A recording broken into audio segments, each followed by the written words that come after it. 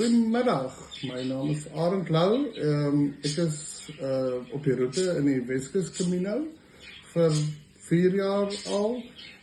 Ek is 'n kunstenaar wat bly op 'n plaas hierso in die Weskus. Ek is al 13 jaar hierso.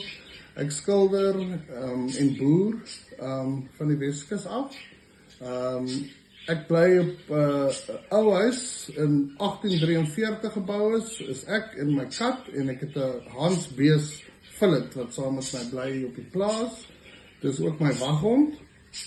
En ja, ek die laaste 4 jaar van Camino mense was 'n ongelooflike ervaring gewees deur mense wat mens ontmoet wat jy van geen kant af geken het of anders sou ontmoet het nie, en baie van hulle het vriende geraak, vriende wat hier in Suid-Afrika bly, vriende van Australië geraak, vriende van Amerika.